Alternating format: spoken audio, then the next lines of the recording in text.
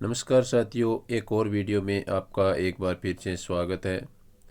तो साथियों, आज के वीडियो में एक बार फिर से हम हिंदी व्याकरण के पुराने प्रश्न पत्र का सॉल्यूशन यहाँ पर देखेंगे, जो कि आने वाली भर्ती प्रतियोगी परीक्षाओं में जहाँ पर भी हिंदी व्याकरण का जो पोर्शन लगता है उसमें आए हुए क्वेश्चन के अनुसार अपने हिंदी व्याकरण को बहुत अच्छे तरीके से तैयार कर सकते हैं। तो हिंदी व्याकरण की आज की अपनी क्लास का आइए पहला प्रश्न देखते हैं। और उससे पहले आपसे छोटा सा निवेदन कि यदि आप चैनल पर पहली बार वीडियो देख रहे हैं तो आप चैनल को सब्सक्राइब कर लें और लगातार आपको हिंदी व्याकरण से संबंधित पुराने पेपर के सॉल्यूशन आपको इस चैनल पर मिलते रहेंगे। तो आइए शुरुआत करते हैं आज के वीडियो की और देखते हैं आज का अपना पहला क्वेश्चन।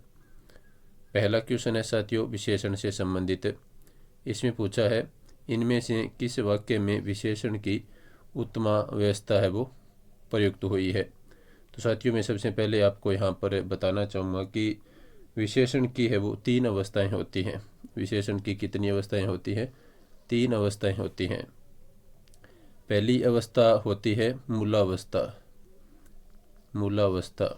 और दूसरी अवस्था होती है उत्तरावस्था, उत्तरावस्था। और तीसरी होती है उत्तमावस्था, उत्तमा अवस्था। मैं यहाँ पर शॉर्ट में लिख रहा हूँ। तो देखिए साथियों, इसमें तीन जो विशेषण की अवस्थाएं होती है। तो मूलावस्था होती है, उसमें आपको साधारण है वो विशेषता बताई जाती है, जैसे कि उच्च है, श्रेष्ठ है, तीव्र है, अच्छा है, ऊंचा है, इस प्रकार से। और उत्तरावस्था में जैसे कि यहाँ पर मैंने उच्च लिखा, तो उत्तरावस्था में क्या होगा? उच्चतर लिखा जाएगा। क्या लिखा जाएगा? उच्चतर। और उत्तमावस्था में ये उच्चतम लिखा जाएगा, उच्चतम। तो जहाँ पर सीधी विशेषताएं बताई जाए, छोटा शब्द हो, वो मूलावस्था होती है। जैसे उच्च है, श्रेष्ठ है। तो यदि उच्च के अपने तर प्रत्यय में यहाँ पर मैं प्रत्यय बोल रहा हूँ, उच्च के यदि तर जुड़ा हुआ हो तो वो उत्तरावस्था होती है, और तम जुड़ा हो तो वो उत्तमावस्था मानी जाती है। इसी प्रकार से अपने अच्छा लिखते हैं तो अच्छा है वो मूलावस्था में आता है। और से अच्छा लिखें, यानी दो में विशेषताएं बता रहे हैं तो वहाँ पर से अच्छा लिखा जाएगा। और उत्तमावस्था करेंगे तो उसमें हो जाएगा सबसे अच्छा। तो जहाँ पर तम और सबसे अच्छा लिखा हो तो वहाँ पर उत्तमावस्था होती है। तो अब अपने इस वाक्य के ऑप्शन को देखते हैं। उसने सुंदर चित्र बनाया, ये विशेषण की मूलावस्था का वाक्य है। वह मुझसे बड़ा है, यानी दो की तुलना हो रही है। तो यहाँ पर से लगा है, तो यहाँ पर भी कौन सी अवस्था है? दूसरी अवस्था है। कौन सी? उत्तरावस्था। वह अच्छी अच्छी कहानियाँ सुनाता है, तो यहाँ पर कौन सी अवस्था है? तो यहाँ पर मूलावस्था है। अब बच गया 4 नंबर ऑप्शन। हमारी कक्षा में वह सबसे होशियार छात्र है। तो जैसा कि मैंने आपको बताया था कि सबसे जहाँ पर लगा हुआ हो वहाँ पर उत्तमावस्था होती है। तो इस क्वेश्चन का आपका राइट आंसर होगा 4 नंबर ऑप्शन। नेक्स्ट क्वेश्चन देखिए साथियों, निम्नलिखित में से अकर्मक क्रिया है। तो देखिए साथियों, लिखना, पढ़ना, नाचना और देखना। तो यहाँ पर जो आपका आंसर होगा साथियों वो होगा नाचना। जहाँ पर क्रिया के द्वारा क्या और किसे का अर्थ या क्या और किसे का उत्तर हमें प्राप्त हो, वहाँ पर है वो सकर्मक क्रिया होती है। और जहाँ पर इनका उत्तर नहीं प्राप्त हो वहाँ पर अकर्मक क्रिया होती है। तो यहाँ पर नाचना है वो अकर्मक क्रिया है। इसमें क्या का आंसर मिल रहा है कि बालक क्या कर रहा है? नाच रहा है। लेकिन किसे का आंसर है वो नहीं प्राप्त होता। बाकी तीनों ऑप्शन में दोनों के आंसर है वो प्राप्त होते हैं। जैसे कि बालक क्या कर रहा है? लिख रहा है। और लिख रहा है इसका मतलब कुछ न कुछ लिख रहा है। तो किसे लिख रहा है? तो वो उसका आंसर भी हमें मिल जाएगा यदि वाक्य पूरा लिखा हुआ हो। और पढ़ना, क्या कर रहा है? पढ़ रहा है। और किसे पढ़ रहा है? यानी कुछ न कुछ चीज़ को वो पढ़ रहा है। और देखना, क्या कर रहा है? तो देख रहा है। और किसे देख रहा है? तो यहाँ पर भी इसका आंसर छुपा हुआ होता है कि बालक कुछ न कुछ देख रहा है। नेक्स्ट क्वेश्चन देखिए साथियों, तो इसमें 3 नंबर ऑप्शन आपका राइट आंसर हो गया है। नेक्स्ट अपना क्वेश्चन है, किस वाक्य में द्विकर्मक क्रिया प्रयुक्त हुई है। तो देखिए, लड़के ने अपने साथी को पुस्तक दी, वह दिन रात बहुत परिश्रम करता है, उसने एक रोचक कहानी पढ़ी, मैंने दुकान से फल खरीदे। तो साथियों, यहाँ पर जो आपकी द्विकर्मक क्रिया प्रयुक्त हुई है तो वो है 1 नंबर ऑप्शन में। तो देखिए साथियों, यहाँ पर लड़के ने अपने साथी को पुस्तक दी। तो साथियों, यहाँ पर पुस्तक और देना क्रिया के साथ में पुस्तक कर्म लगा हुआ है और इधर अपने साथी को, तो यहाँ पर 2 कर्म है वो प्रयुक्त हुए हैं, तो यहाँ पर द्विकर्मक क्रिया हो जाएगी। देखिए साथियों, कर्म के आधार पर है वो क्रिया 2 प्रकार की होती है, सहकर्मक और अकर्मक क्रिया। और इसमें सहकर्मक क्रिया में आपके एक कर्मक क्रिया होती है और एक द्विकर्मक क्रिया होती है। तो ये सहकर्मक क्रिया के अंतर्गत द्विकर्मक क्रिया का प्रश्न आपसे पूछा गया है। नेक्स्ट देखिए साथियों, निम्नलिखित में से प्रेरणार्थक क्रिया नहीं है। तो देखिए, हंसना, जगाना, लिखवाना और भूलना। तो साथियों, यहाँ पर जो आपका आंसर होगा वो होगा 4 नंबर ऑप्शन। भूलना है वो प्रेरणार्थक क्रिया नहीं है, बाकी सभी में है वो प्रेरणार्थक क्रिया है। हंसाना यानी किसी को हंसाया जा रहा है, जगाना यानी किसी को जगाया जा रहा है, और लिखवाना यानी किसी से कुछ लिखवाया जा रहा है। तो यहाँ पर तीनों में प्रेरणार्थक क्रिया है, जबकि भूलना में है वो प्रेरणार्थक क्रिया नहीं है। नेक्स्ट क्वेश्चन है, निम्नलिखित में से क्रिया विशेषण नहीं है। तो देखिए, अनगिनत, हाथों हाथ, एकाएक और चुपचाप। तो साथियों, यहाँ पर जो आपका आंसर होगा वो होगा अनगिनत। ये है वो क्रिया विशेषण नहीं है, बाकी सभी शब्द है वो क्रिया विशेषण है। यानी क्रिया की जो विशेषता बताते हैं उनको क्रिया विशेषण कहते हैं। तो एकाएक यानी अचानक, हाथों हाथ यानी तुरंत, और चुपचाप यानी बिना शोर किए हुए। तो ये तीनों ही क्रिया की विशेषताएं बता रहे हैं। तो 1 नंबर ऑप्शन यहाँ पर आपका राइट आंसर रहेगा। नेक्स्ट क्वेश्चन देखिए साथियों, किस वाक्य में निपात का प्रयोग नहीं हुआ है वो आपको बताना है। तुम कहाँ तक जा रहे हो, मैं भी साथ चलूँगा, वह तो नहीं चलेगा, और चौथा ऑप्शन है वह पढ़ाई कर रहा है। तो साथियों, यहाँ पर जो आपका आंसर होगा वो होगा 4 नंबर ऑप्शन। इसमें कोई भी निपात का प्रयोग नहीं किया गया है, बाकी यहाँ पर निपात लगा हुआ है तक, और में भी यहाँ पर भी लगा हुआ है, ये निपात है। वह तो यहाँ पर तो है वो निपात के रूप में आया है।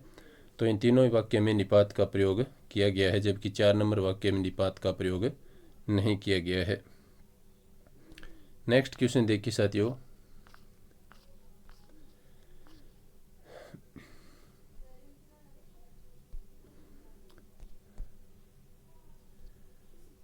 पानी में थोड़ी बर्फ डालकर उसे धीरे धीरे हिलाओ ताकि वह जल्दी ठंडा हो जाए। इस वाक्य में समुच्चय बोधक शब्द है। तो साथियों, समुच्चय बोधक शब्द का मतलब वह ऐसा शब्द जो 2 वाक्यों को जोड़ रहा है उसको समुच्चय बोधक कहते हैं। तो देखिए, यहाँ पर कौन सा समुच्चय बोधक है, थोड़ी, धीरे धीरे, ताकि और जल्दी। तो साथियों, यहाँ पर जो ताकि शब्द है वो 2 वाक्यों को जोड़ रहा है। तो यहाँ पर ताकि शब्द में क्या है, समुच्चय बोधक अवयव है। मैंने पीछे के वीडियो में आपको बताए हैं कि ये जो समुच्चय बोधक अवयव है ये कौन कौन से शब्द होते हैं। तो आप पीछे की वीडियो देखेंगे तो वहाँ पर आपको पता चलेगा। नेक्स्ट क्वेश्चन देखिए साथियों, निम्नलिखित में से संकेतार्थक वाक्य है।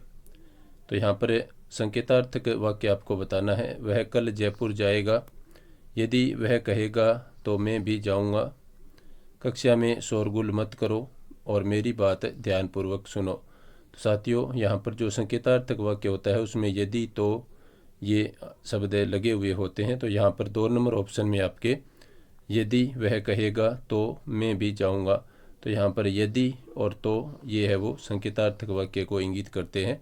तो 2 नंबर ऑप्शन आपका राइट आंसर हो जाएगा। और संकेतार्थक वाक्य एक तरह से मिश्र वाक्य भी होता है, इस बात को भी आप याद रखें। नेक्स्ट क्वेश्चन देखिए साथियों, मोहन के दोस्त सोहन ने परीक्षा में प्रथम स्थान प्राप्त किया। तो साथियों यहाँ पर आपको बताना है कि इस वाक्य में उद्देश्य का विस्तार है। तो साथियों देखिए, उद्देश्य का विस्तार वाक्य में दो अंग होते हैं, उद्देश्य और विधेय। उद्देश्य जो वाक्य का कर्ता होता है उसको कहते हैं, और विधेय जो कर्ता के बारे में जो बात कही जाती है वो वाक्य में विधेय के रूप में होती है। तो यहाँ पर पूछा है उद्देश्य का विस्तार। तो उद्देश्य के बारे में जो कुछ अन्य कहा जाता है उसको उद्देश्य का विस्तार कहते हैं। तो देखिए यहाँ पर उद्देश्य कौन है? मोहन, मोहन के दोस्त। तो साथियों यहाँ पर जो आपका आंसर होगा वो होगा मोहन के दोस्त। ये देखिए, मोहन के दोस्त के जो आगे वो जो बात लिखी हुई है ये उद्देश्य का विस्तार कर रही है। तो यहाँ पर 1 नंबर ऑप्शन आपका राइट आंसर हो जाएगा। नेक्स्ट क्वेश्चन देखिए, इनमें से समास की दृष्टि से कौन सा विकल्प है वो सुमेलित नहीं है, वो आपको बताना है। तो देखिए, रात भर अव्ययीभाव समास है, भूमिगत में आपका तत्पुरुष समास है, और चराचर में चर और अचर इसमें द्वंद्व समास है, और प्रत्यारोप ये कर्मधारय समास इसमें नहीं है। तो यहाँ पर 4 नंबर ऑप्शन आपका राइट आंसर हो जाएगा। नेक्स्ट देखिए साथियों, 11 नंबर क्वेश्चन, इनमें से किस समासिक पद का समास विग्रह सही नहीं है? उत्तरोत्तर। तो देखिए साथियों, उत्तर में उत्तर, नीति निपुण, नीति में निपुण, ये बिल्कुल सही है। लघुतर, लघु है जो उत्तर, ये कर्मधारय समास का उदाहरण है। और विवाहेतर, विवाह से इतर, ये भी बिल्कुल सही है, ये तत्पुरुष समास का उदाहरण है। साथियों यहाँ पर जो आपका आंसर होगा वो होगा उत्तरोत्तर। उत्तर में उत्तर, ये इसका सही समास विग्रह नहीं है। तो 1 नंबर ऑप्शन आपका राइट आंसर रहेगा। नेक्स्ट देखिए साथियों, अपना अगला क्वेश्चन, इनमें से किस विकल्प में सही संधि नहीं हुई है? तो देखिए, योगी धन ईस, योगेश, इसमें ये संधि है वो गलत है। तो 1 नंबर ऑप्शन यहाँ पर आपका राइट आंसर रहेगा। अगले ऑप्शन को देखते हैं, सट धन आनन, सडानन, ये बिल्कुल सही है। नव धन उडा, नवोडा, ये भी बिल्कुल सही है। और वर्षा धन ऋतु, वर्ष ऋतु, तो ये बिल्कुल सही है। तो साथियों, योगी धन ईस, योगी धन ईस, तो इसका अपने जो संधि करते हैं तो ये शब्द बनता है योगीश, योगीश, ये इसमें योगीश यदि लिखा हुआ होता है वे बिल्कुल सही होता। तो 1 नंबर ऑप्शन एम में संधि सही नहीं हुई है। नेक्स्ट क्वेश्चन देखिए, इनमें से किस विकल्प के सभी शब्दों में अनु उपसर्ग का प्रयोग नहीं हुआ है? यानी एक ऐसा ऑप्शन है जिसमें सभी शब्दों में अनु उपसर्ग नहीं आया है, उसको आपको देखना है। तो अनुधन उपयोगी और अनुदात, इसमें अनु उपसर्ग का प्रयोग हुआ है। सॉरी साथियों, अनुधन उपयोगी, इसमें अनु उपसर्ग का प्रयोग नहीं हुआ है क्योंकि ये होता है आपका अनधन उपयोगी, इसमें अन उपसर्ग का प्रयोग हुआ है। और अनुदात में भी अन धन उदात होता है, अन धन उदात, तो यहाँ पर है वो अन उपसर्ग का प्रयोग हुआ है इन दोनों ही शब्दों में। तो 1 नंबर ऑप्शन आपका राइट आंसर रहेगा। बाकी आगे के ऑप्शन देखिए, अनु, इसमें अनु उपसर्ग लगा है, मान इसमें शब्द है। और अन्वीक्षण में अनु धन ईक्षण, यण संधि का उदाहरण है। अनुभव में अनु जुड़ा हुआ है और भव इसमें मूल शब्द है। और अन्वेषण में अनु धन ऐषण, और अनुभाव में अनु उपसर्ग लगा हुआ है, भाव मूल शब्द है। और अनुराग में भी अनु उपसर्ग लगा हुआ है और राग मूल शब्द है। तो यहाँ पर 1 नंबर ऑप्शन आपका राइट आंसर रहेगा जिसमें कि अन उपसर्ग है वो लगे हुए हैं, न कि अनु उपसर्ग। नेक्स्ट क्वेश्चन देखिए, किस शब्द में उपसर्ग नहीं है वो आपको बताना है। तो साथियों यहाँ पर आपका आंसर होना चाहिए, देखते हैं, पर्यटन, इसमें परि उपसर्ग लगा है।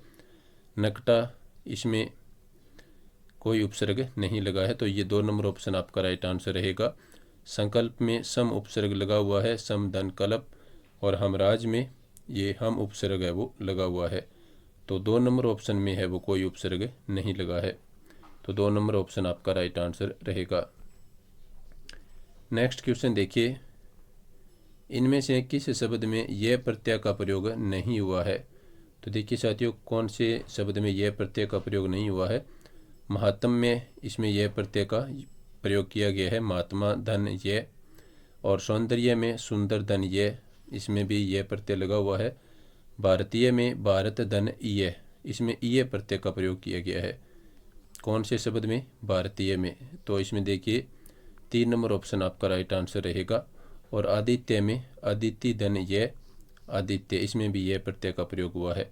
तो 3 नंबर ऑप्शन में ये प्रत्यय लगा हुआ है, तो ये 3 नंबर ऑप्शन आपका राइट आंसर हो जाएगा। नेक्स्ट देखिए साथियों, इनमें से कौन सा शब्द रक्ष का पर्यायवाची नहीं है? तो देखिए धनुज, मनुजाद, यायावर और दानव। तो साथियों यहाँ पर जो आपका आंसर होगा वो होगा यायावर। यायावर कहते हैं घूमने फिरने वाले को। बाकी तीनों ही है वो यहाँ पर रक्ष के पर्यायवाची है। रिजु शब्द का पर्यायवाची है। तो देखिए सीधा, भंगुर, वक्र और कठोर। तो साथियों रिजु शब्द का जो पर्यायवाची है वो है सीधा। और रिजु का कई बार विलोम शब्द पूछा जाता है तो वो होता है वक्र। और यहाँ पर पर्यायवाची पूछा है तो वक्र यानी टेढ़ा और रिजु का अर्थ होता है सीधा। तो रिजु का पर्यायवाची हो जाएगा 1 नंबर ऑप्शन में जो लिखा है सीधा, ये आपका राइट आंसर होगा। नेक्स्ट क्वेश्चन देखिए, सघन का विलोम शब्द है। तो साथियों सघन का विलोम शब्द विरल हो जाएगा। 1 नंबर ऑप्शन यहाँ पर आपका राइट आंसर रहेगा। नेक्स्ट क्वेश्चन देखिए साथियों,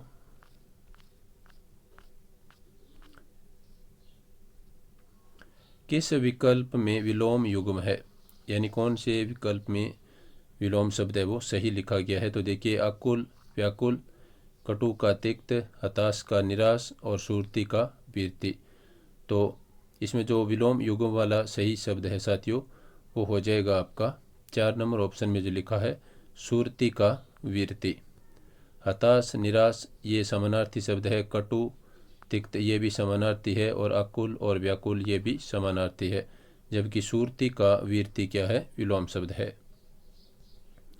नेक्स्ट क्वेश्चन देखिए, इनमें से कौन सा शब्द अनेकार्थक शब्द पंख के, पंख यानी कीचड़, पंख से संबंध नहीं है वो आपको बताना है। तो पंख का अर्थ कीचड़ होता है, दलदल होता है, पंचक और पाप। तो साथियों यहाँ पर जो पंख से संबंधित नहीं है तो आपका आंसर हो जाएगा पंचक। तो 3 नंबर ऑप्शन है वो पंख से संबंधित नहीं है। बाकी कीचड़ होता है, दलदल होता है और पाप है वो भी पंख से संबंधित है। तो 3 नंबर ऑप्शन पंख से संबंधित नहीं है। तो 3 नंबर ऑप्शन आपका राइट आंसर रहेगा। नेक्स्ट क्वेश्चन देखिए, और उससे पहले आपसे निवेदन कि आप वीडियो को लाइक और शेयर अवश्य करें। इनमें से किस विकल्प में चपल और चपला शब्द युग्म का सही अर्थभेद है? तो चपल और चपला देखिए साथियों, बिजली, चंचल, चंचल या फिर बिजली, बिजली और लक्ष्मी, लक्ष्मी और अधीर।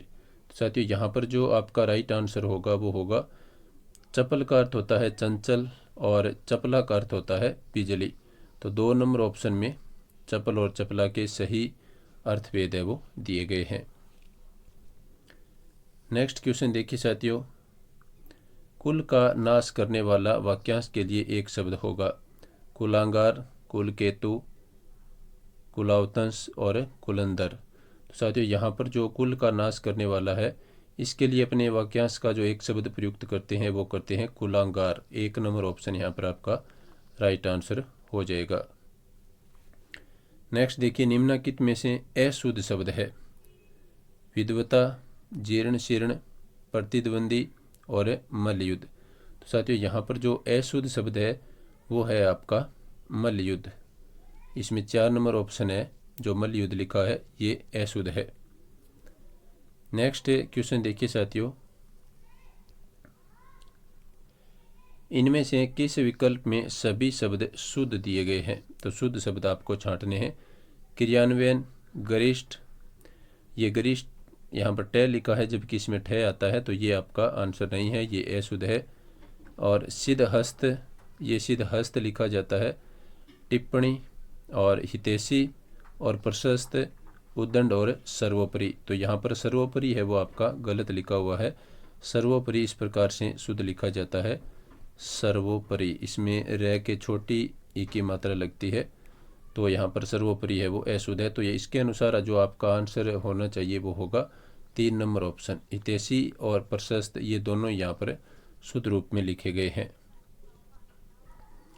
नेक्स्ट क्वेश्चन देखिए साथियों, निम्नलिखित में से शुद्ध शब्द है मद्देनजर, तंदुरुस्त, बावजूद और सूझबूझ। तो साथियों यहाँ पर जो आपका शुद्ध शब्द है वो है 2 नंबर ऑप्शन तंदुरुस्त। इसमें जो तंदुरुस्त लिखा है ये बिल्कुल शुद्ध लिखा गया है। और ये मद्देनजर, बावजूद और सूझबूझ ये तीनों ही आपके अशुद्ध शब्द है। ये बावजूद में 2 ब नहीं आते, ये इस प्रकार से लिखा जाता है बावजूद, इसमें व आता है। और सूझबूझ में इसमें आपका दोनों में ही जय आता है, सूझ और बूझ, इस प्रकार से लिखा जाता है। और मद्देनजर में इसमें बीच में ये आता है। नेक्स्ट क्वेश्चन देखिए साथियों, निम्नलिखित में से अशुद्ध वाक्य कौन सा है? यानी 3 शुद्ध है और 1 अशुद्ध है, वो आपको पहचानना है। तो नौजवान युवकों को आगे आना चाहिए। बच्चे छत पर उछल कूद कर रहे हैं, ये बिल्कुल शुद्ध है। शहर भर में अफवाह तेजी से फैल गई, ये भी शुद्ध है। और उसने मेरी बात ध्यान से सुनी, ये भी शुद्ध है। तो पहला वाक्य है वो अशुद्ध है। और इसमें क्या अशुद्धि है? तो इसमें अनावश्यक शब्द प्रयोग की अशुद्धि है। तो नौजवान युवकों, तो देखिए यहाँ पर नौजवान भी प्रयोग किया गया है और युवकों भी प्रयोग किया गया है, जबकि ये दोनों एक शब्द है, एक प्रकार से एक सा अर्थ देने वाले शब्द हैं। तो यहाँ पर आपको या तो ऐसे लिखना चाहिए युवकों को आगे आना चाहिए, या फिर नौजवानों को आगे आना चाहिए। तो ये अशुद्ध वाक्य है आपका 1 नंबर ऑप्शन में, ये आपका राइट आंसर हो जाएगा। नेक्स्ट देखिए, इनमें से अशुद्ध वाक्य है, यानी 3 शुद्ध है और 1 अशुद्ध है। तो देखते हैं कौन सा अशुद्ध है। यहाँ पर भ्रमर पुष्पों के परागों को चूसता है, मुझे बहुत प्यास लगी है, महेश अनेक कलाओं में दक्ष है, और इस नदी का पाट बहुत चौड़ा है। तो साथियों मुझे बहुत प्यास लगी है, ये भी शुद्ध है। महेश अनेक कलाओं में दक्ष है, ये भी शुद्ध है। और इस नदी का पाट बहुत चौड़ा है, ये भी शुद्ध है। तो यहाँ पर जो भ्रमर पुष्पों के परागों को चूसता है, तो 1 नंबर ऑप्शन है वो आपका यहाँ पर अशुद्ध दिया गया है। नेक्स्ट क्वेश्चन देखिए साथियों, अत्यधिक गुस्सा आना के लिए सही मुहावरा है। तो देखिए खाल खींचना ये इसका नहीं अर्थ है, खून खोलना ये है वो अत्यधिक गुस्से का सही अर्थ है, खाक में मिलना ये भी नहीं है, और गांठ बांधना। तो 2 नंबर ऑप्शन आपका हो जाएगा। अत्यधिक गुस्सा आना के लिए सही मुहावरा अपने लिखते हैं खून खोलना। तो साथियों ये थी आज की अपनी पुराने पेपर से संबंधित हिंदी व्याकरण के प्रश्नों की क्लास आपको कैसी लगी आप कमेंट में अवश्य बताएं। और लगातार इस प्रकार के प्रश्न प्राप्त करने के लिए हिंदी व्याकरण के आप चैनल से जुड़े रहें। और वीडियो देखने के लिए सभी साथियों का धन्यवाद। नमस्कार।